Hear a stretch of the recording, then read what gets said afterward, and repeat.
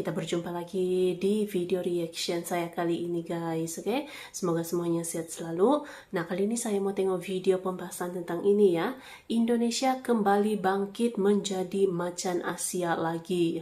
Oke? So, jangan lama-lama lagi. Mari sama-sama tengok video ini. Let's go. Bangkit jadi macan Asia lagi. Bangkit menjadi macan Asia. Mengingat kelas balik Indonesia dipandang sebagai salah satu macan Asia karena menjadi kekuatan ekonomi baru. Kala itu Indonesia didownload menjadi tuan rumah KTT APEC atau Asia Pacific Economic Cooperation pada tahun 1994. Betapa sangat membanggakan karena KTT APEC juga dihadiri para pemimpin tinggi berbagai negara mulai dari Presiden Amerika Serikat Bill Clinton, Jiang Zemin selaku Presiden RRC, Perdana Menteri Jepang Tomichi Murayama, serta delegasi negara sahabat lainnya. Namun apalah daya, ternyata 4 tahun berselang, tepatnya tahun 1998, krisis moneter melanda, membuat Indonesia tak berkutik menghadapi guncangan krisis yang menyeret Indonesia pada krisis sosial serta politik. Krisis tahun 1998 bagaikan badai bagi ekonomi di kawasan Asia serta menjadi pelajaran berharga untuk pengelolaan moneter dan sistem keuangan dunia. Dan bermula dari pengalaman pahit krisis 1998 ini, maka dibentuklah Group of 20 atau G20. G20 berdiri tahun 1999, 1 tahun pasca krisis moneter mengguncang Asia. G20 merupakan wadah kerjasama ekonomi dengan fokus terhadap koordinasi kebijakan di bidang ekonomi dan pembangunan. G20 merupakan representasi dari kekuatan ekonomi dan politik dunia, di mana para anggotanya mewakili 80% PDB global, 75% dari total perdagangan dunia, serta 60% populasi global. Indonesia termasuk sebagai anggota karena memiliki kualifikasi ketika hal persyaratan itu. Tentu sebuah kebanggaan karena Indonesia dapat bersanding bersama para negara maju yang memiliki peran besar atas sistem keuangan dan ekonomi global. Pertumbuhan ekonomi global yang sehat dan berkesinambungan merupakan perhatian dari para anggotanya. Berkat pengalaman menghadapi aneka dinamika krisis baik tahun 1998 dan 2008, G20 banyak menghasilkan kesepakatan yang berguna bagi sistem perekonomian menghadapi tekanan di masa mendatang. Lalu seperti apa peran Indonesia di G20? Perlu diakui keberadaan Indonesia di G20 adalah sebuah kebanggaan. Bagaimana tidak? Indonesia menjadi satu-satunya negara di ASEAN yang menjadi anggota G20.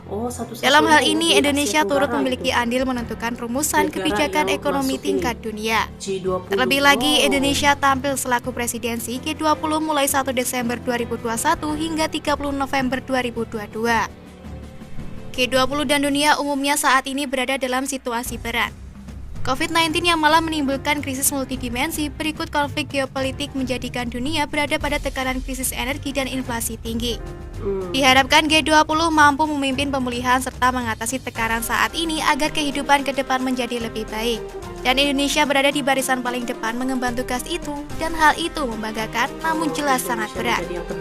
Selanjutnya, tema yang diusung G20 di masa kepemimpinan Indonesia adalah mengusung semangat pemulihan bersama, Recover Together, Recover Stronger.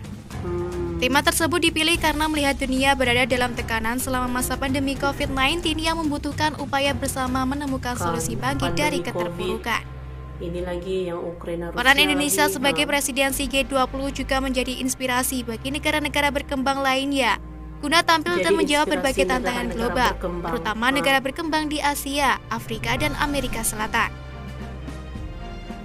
Selanjutnya, adapun peluang baik Indonesia sebagai presidensi G20, diantaranya peningkatan penerimaan devisa. Berkaca dari presidensi G20 sebelumnya di mana Turki, Argentina, dan Jepang memperoleh hasil baik bagi perekonomian. G20 dihadiri lebih dari 20.000 delegasi internasional. Kedatangan delegasi ini tentunya membawa hasil positif dari transaksi mata uang asing. Penerimaan devisa diharapkan meningkatkan serta memberikan pengaruh secara langsung bagi ekonomi Indonesia. Diperkirakan ajang G20 akan menghasilkan sebesar 1,4 triliun rupiah. Kemudian berperan lebih jauh di tingkat global. Di bidang politik, Indonesia dapat menekankan kerjasama serta berinisiatif mendorong penyelesaian atas topik prioritas saat ini. Menjadi momentum bagi Indonesia membuktikan diri dan mendapatkan kepercayaan dari negara lain dalam hal diplomasi internasional. Kemudian pembangunan ekonomi dan sosial berkelanjutan. Sebagai pemimpin G20, Indonesia memiliki kesempatan menunjukkan perkembangan kemampuan berikut potensi menarik investasi modal usaha. Adanya kunjungan delegasi kemudian juga dapat membuka wawasan mengenai Indonesia dan mengundang masuknya modal membuka lapangan kerja di tingkat daerah. Memberdayakan UMKM, pariwisata, serta ekonomi kreatif. Oke guys, jadi itulah dia video pembahasannya ini.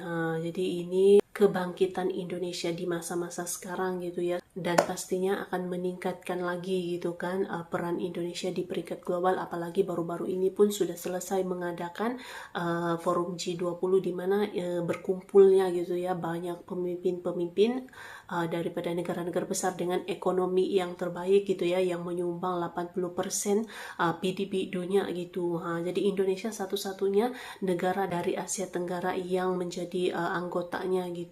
Jadi inilah dia nih kebangkitan Indonesia gitu ya, sekarang ini sudah dapat dilihat gitu, oke? So, terima kasih banyak sebab kamu sudah menonton video ini. Jangan lupa macam biasa untuk support channel saya dengan subscribe, like video ini, dan jangan lupa untuk komen juga, oke?